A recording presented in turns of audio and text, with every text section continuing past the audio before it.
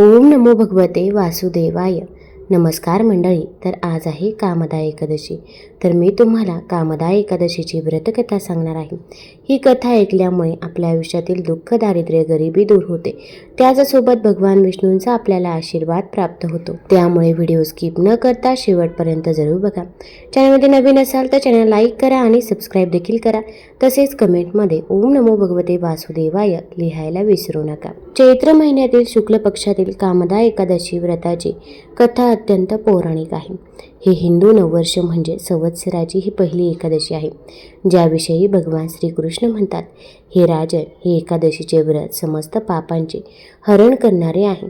या व्रताचे पूर्ण विधिविधान पाळल्यास दैत्य, दानव, राक्षस इत्यादी योनीमध्ये आपल्या पापांची शिक्षा भोगत असलेल्या प्राण्यांची मुक्तता होते. संपूर्ण जगात याची बरोबरी करणारे दुसरे कोणतेही व्रत नाही. या व्रतकथेच्या पठण किंवा श्रवणानेच वाजपेयी यज्ञाचे फळ प्राप्त होते.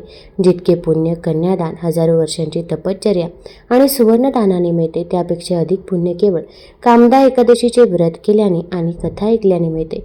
हे व्रत करणाऱ्या व्यक्तीच्या घरात सदैव आनंद राहतो. एकदा एक महात्मा एका गावाजवळ आश्रमात भागवत जींची साप्ताहिक कथा सांगत होता. तिसऱ्या दिवसाच्या वृत्तात ते कथा सांगताना सांगू लागले की अनेक प्रकारचे लोक जे पापकर्मे करतात त्यांना अनेक प्रकारच्या नरकात जावे लागते.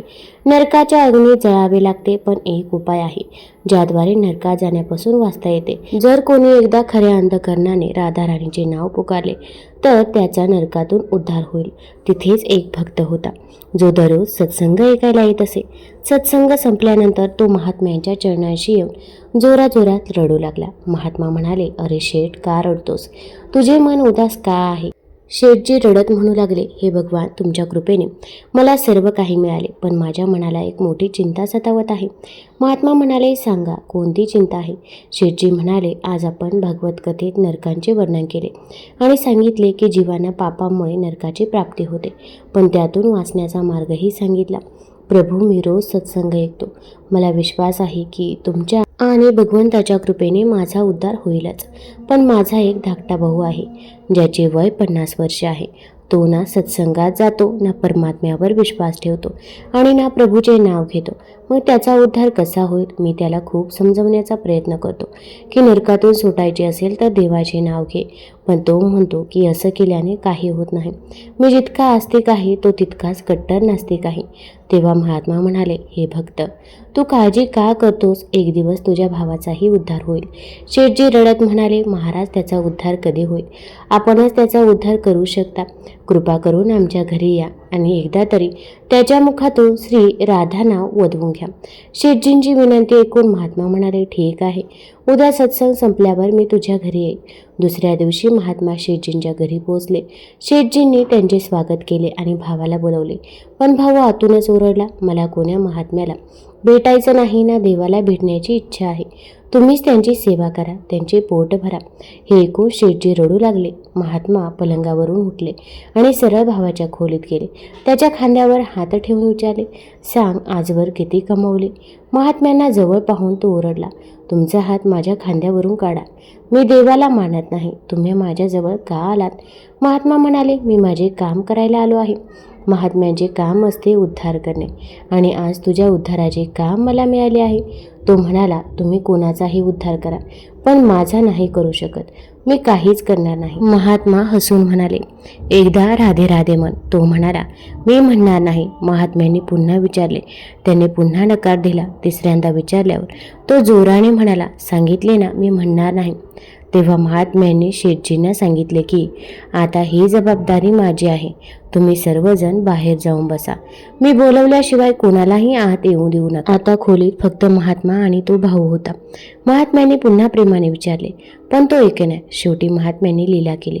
त्यांनी त्या भावाचा हात पकडला आणि जोरात फिरू लागले. महात्म्यांच्या भक्तीचे तेज वेगळेच होते. त्यांनी त्याला जमिनीवर पाडले आणि स्वतः त्याच्या पोटावर जाऊन बसले आणि म्हणाले, बोल राधे राधे. तो म्हणाला, नाही म्हणणार. मग महात्म्यांनी त्याचे हातपाय बांधले आणि म्हणाले, आता बोल. तेव्हा त्याला वाटले की हे महात्मा मला मारूनच टाकतील. मग त्याने इच्छा नसतानाही एकदा रागाने म्हटले, राधे राधे. जसे त्याने राधे राधे म्हटले, महात्म्यांनी त्याचे हातपाय सोडले आणि बाहेर येऊन शेठजींना सांगितले की तुझ्या भावाचे कल्याण झाले आहे. काही काळाने त्या भावाचा मृत्यू झाला. यमलोकात चित्रगुप्ताने हिशोब पाहिला आणि सांगितले, भगवान याने आयुष्यभर पाप केले आहे, याला नरकात पाठवावे लागेल. पण मग चित्रगुप्त म्हणाले, एक गोष्ट अजून आहे, याने एकदा महात्म्यांच्या भीतीने राधा नाव घेतले होते. यमराज विचारात पडले की एका राधा नामाच्या उच्चाराने फळ काय द्यावे. ते उत्तर शोधण्यासाठी त्याला सोबत घेऊन इंद्रदेवाकडे गेले, मग ब्रह्मदेवाकडे गेले आणि शेवटी भगवान शंकरांकडे गेले. कोणालाही त्याचे अचूक फळ सांगता आले नाही.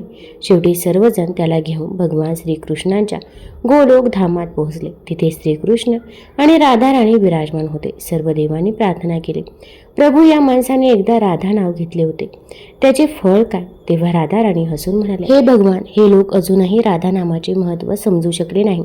तुम्हीच विचार करा, या व्यक्तीने एकदा माझे नाव घेतले आणि त्या एका नावाच्या जोरावर तो स्वर्गलोक, ब्रह्मलोक, शिवलोक फिरून आज साक्षात गोलोकात माझ्या तुमच्या समोर उभा आहे. यापेक्षा मोठे फळ काय असू शकते? हे ऐकून यमराजाला समजले की ज्याचा नरकात जाण्याचा मार्ग होता तो राधानामामुळे थेट भगवंताच्या चरणी पोहोचला. तो भक्तही राधाराणीला म्हणाला, माते, मी तर भीतीने नाव घेतले होते, पण जे खऱ्या प्रेमाने नाव घेतील त्यांचा तर किती मोठा उद्धार होईल. कामदा एकादशीची मुख्य कथा.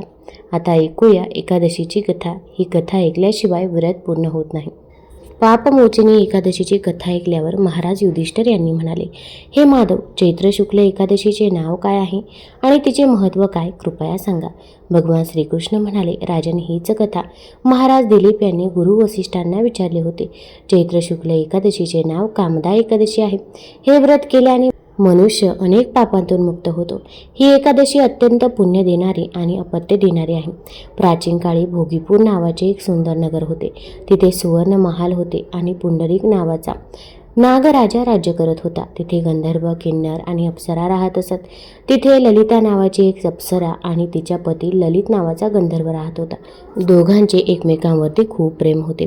एक दिवस राजा पुंडरीकच्या सभेत ललितचे गायन सुरू होते, पण तिथे ललिता नव्हती. गाताना त्याला आपल्या पत्नीची आठवण आली आणि त्याची लय बिघडली. जीभ अडखळू लागली. तिथे बसलेल्या कर्कोटक नावाच्या नागाने राजाला ही गोष्ट सांगितली की ललित मनात आपल्या पत्नीचे चिंतन करत आहे. हे ऐकून राजा पुंडरीक क्रोधाने लाल झाला आणि त्याने शाप दिला, अरे दुर्बुद्धी, तू सभेत गायन करताना पत्नीच्या वश झालास, म्हणून जा, तू राक्षस होशील. शाप मिळताच ललित भयानक राक्षस झाला. त्याचे रूप पाहून ललिता अत्यंत दुःखी झाली. ती आपल्या राक्षसपतीच्या मागे मागे फिरू लागली. जंगलात तिला ऋष्यमुख पर्वतावर शृंगी ऋषींचा आश्रम दिसला. तिने ऋषींना सर्व हकीकत सांगितली आणि पतीच्या उद्धाराचा मार्ग विचारला. ऋषी म्हणाले, हे भद्रे, चैत्र शुक्ल पक्षातील कामदा एकादशी जवळ येत आहे. तू विधिवत हे व्रत कर आणि त्याचे पुण्य तुझ्या पतीला अर्पण कर, त्यामुळे तो शापमुक्त होईल. ललिताने श्रद्धेने व्रत केले आणि द्वादशीला भगवंतासमोर सांगितले की माझ्या या व्रताचे पुण्य माझ्या पतीला मिळावे. असे म्हणताच ललितचे राक्षस रूप गेले आणि तो पुन्हा दिव्य गंधर्व झाला. दोघेही विमानात बसून स्वर्गात गेले. भगवान कृष्ण म्हणतात, हे राजन, कामदा एकादशी ब्रह्महत्येसारखी पापे आणि राक्षस योनीतून मुक्ती देणारी आहे. या कथेच्या श्रवणाने वाजपेयी यज्ञाचे फळ मिळते. एकदा एका म्हातारीने एकादशीचे व्रत केले. खूप उन्हाळा होता, तहान लागली होती. दिवसभर तिने ब्राह्मण सेवा केली, पाणी आणि फळे दान दिली. रात्र झाली तरी तिची तहान शमत नव्हती. ती व्याकुळ झाली. रात्री एकादशी मातेने तिची परीक्षा घेण्याचे ठरवले. मध्यरात्री मातेने कोंबडा बनून आरवायला सुरुवात केली. आजीला वाटले सकाळ झाली, पण आकाशात तारे पाहून तिला समजले की अजून वेळ आहे. मग एकादशी मातेने एक लहान मुलगी बनवून सरबत आणले, पण आजीने ते घेण्यास नकार दिला. मग मातेने तिला पाण्याने भरलेल्या विहिरीत पडल्याचा भास निर्माण केला. तरीही आजीने तोंडाने पाण्याचा थेंबही घेतला नाही. मग आजूबाजूला अग्नी पेटवला, पण आजी डगबगली नाही. सकाळी आजीने स्नान करून कथा ऐकून आणि ब्राह्मणांना भोजन देऊन आपले व्रत पूर्ण केले. तिच्या या भक्तीवर प्रसन्न होऊन एकादशी मातेने तिच्या घरात सुख समृद्धी दिली आणि शेवटी तिला वैकुंठ धाम प्राप्त झाला. जशी एकादशी माता त्या वृद्ध मातेवर प्रसन्न झाली, तशीच ती आपल्या सर्वांच्या मनोकामना देखील पूर्ण करू. तुम्हाला जर ही कथा आवडली असेल तर चॅनल लाईक करा, सबस्क्राईब करा आणि कमेंटमध्ये ओम नमो भगवते वासुदेवाय जरूर लिहा. धन्यवाद.